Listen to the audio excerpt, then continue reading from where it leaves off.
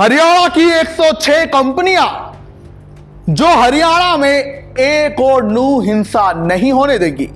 हरियाणा की 106 कंपनियां जो हरियाणा में फिर से कोई बड़ा दंगा नहीं होने देंगी। हरियाणा की 106 कंपनियां जो हरियाणा में बढ़ते अपराध पर रोकथाम करेंगी। हरियाणा की 106 कंपनियां जो हर तरह के हथियारों से लैस होंगी। मर्डर्स, किडनैपिंग, लूटपाट, फिरौती जैसी घटनाओं पर नकेल कसेंगी। कौन होंगी 106 कंपनियां, किसने बनाई है, क्यों बनाई है, कैसे काम करेंगी, ये सब आपको मैं बताने जा रहा हूं। नमस्कार, आप देख रहे हैं इंडिया की दहाड़। मैं हूं आपके साथ ओम पांडे।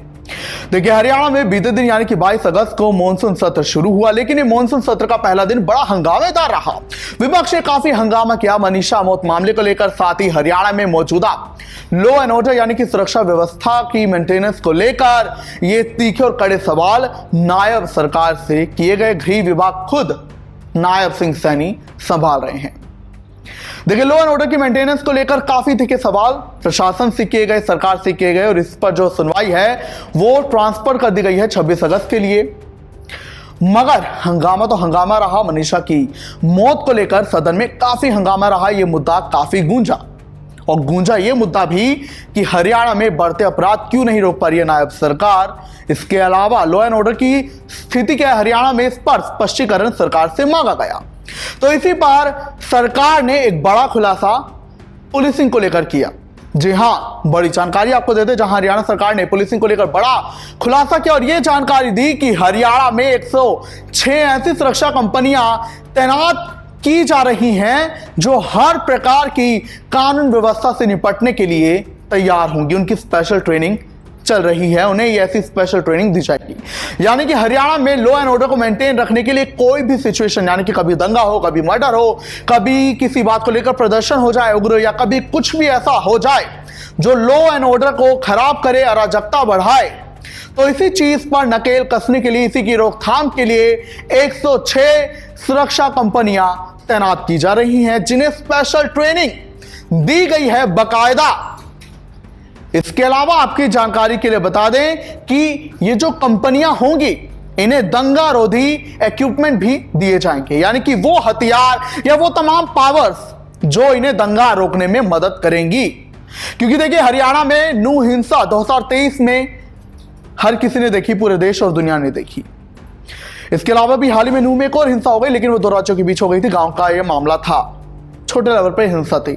मगर हरियाणा में फिर कोई ऐसी सिचुएशन ना आए, कहीं पर भी ऐसा कुछ भी ना हो, उसके लिए ये फोर्स तैनात की जा रही हैं। इसी को लेकर नायब सिंह सैनी ने जानकारी दी। उन्होंने कहा कि हरियाणा में 106 कंपनियां तैनात की जा रही हैं जो कि हर प्रकार के हथियारों से, सुरक्षा हथियारों से लैस होंगी, और इनकी ट्रेनिंग ऐसी होगी कि किसी भी प्रकार की लॉ एंड ऑर्डर सिचुएशन से निपटने के लिए तैयार रहेंगी।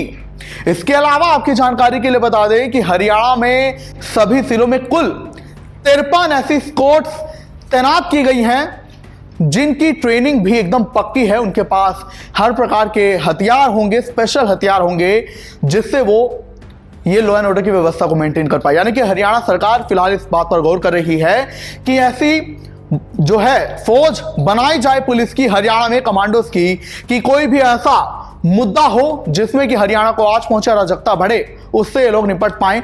ये स्पेशल ट्रेनिंग के साथ इन टीमों को तैनात किया जाएगा। तो 53 ऐसी फोर्स हैं जो हरियाणा में स्पेशल प्रकार के हथियारों से लैस होंगी, और ये किसी भी प्रकार की अराजक सिचुएशन, अराजक स्थिति से निपटने के लिए तैयार रहेंगी। वहीं आपकी जानकारी के लिए बता दें कि मनीषा की मौत का मामला गूंजा, लेकिन प्रश्नकाल नहीं रहा। तो विधायकों के प्रश्न जो हैं लिए गए, लेकिन उनका जवाब जो है वेबसाइट पर बाद में अपलोड कर दिया गया। नायब सिंह सैनी ने जो जानकारी दी है, हाल ही में जो हरियाणा में अपराध के मुद्दे कितने आए और मामले कितने आए अपराधों के विभिन्न प्रकार के, ये मैं आपको बता रहा हूं। तो देखिए, जानकारी वेबसाइट पर जो दी गई, क्योंकि गृह विभाग खुद अभी सीएम नायब सिंह सैनी संभाल रहे हैं, तो वेबसाइट पर ये जानकारी है कि 2025 में 31 जुलाई तक राज्य में 530 हत्याएं, 2316 अपहरण और फिरौती के लिए 12 अपहरण की घटनाएं हुई हैं। महिलाओं के विरुद्ध अपराध में राज्य में रेप के 779 मामले अपहरण के 771 मामले, छेड़छाड़ के 662 मामले और दहेज हत्या के 80 मामले दर्ज किए गए। इसके अलावा अनुसूचित जातियों के विरुद्ध अपराध के कुल 557 मामले दर्ज किए गए। बच्चों के विरुद्ध अपराधों में पोक्सो अधिनियम के तहत 1106 मामले दर्ज किए गए। तो मेन बात यही है कि मनीषा का जो है मुद्दा रहा, उस पर विपक्ष ने भी अच्छे प्रकार से ये गूंज उठाई और सरकार को भी बाद में अपना स्पष्टीकरण इस पर जो है देना पड़ा कि कैसे वो लॉ एंड ऑर्डर की व्यवस्था को मेंटेन करने के लिए कार्य कर रहे हैं। मगर आपको बता दें कि विपक्ष ने जो है हंगामा किया, इस पर मनीषा के पिता नाराज हैं। उन्होंने कहा है कि हमारी दो मांगे थी कि दिल्ली एम्स में पोस्टमार्टम हो, सीबीआई इसकी जांच करे। दोनों सरकार ने मान ली है मांग हमारी। तो अब इस मुद्दे पर मेरी बेटी की ये जो मौत हुई है, हालांकि उसे हत्या कह रहे हैं, तो इस पर किसी भी प्रकार की राजनीति न की जाए। और उन्होंने अपील की है तमाम राजनीतिक दलों से कि वो इस पर किसी भी प्रकार की राजनीति ना करे। उन्होंने ये भी कहा है कि मेरे पास कोई नेता आ रहा है और राजनीति हर कोई इस पर करता जा रहा है, तो भले ही विपक्ष में ये मुद्दा जो है तय किया गया था उठाने के लिए सदन के पहले दिन मानसून सत्र में, और उठाया भी गया, बखूब उठाया गया, हंगामेदार रहा, 6 बार कार्यवाही स्थगित भी हुई, लेकिन मनीषा के पिता इस पर नाराज हैं। खैर, आप हरियाणा की इन 106 कंपनियों को लेकर क्या कुछ कहेंगे, मैं सर बताएं। इजाजत चाहूंगा, देखते रहिए की दहाड़।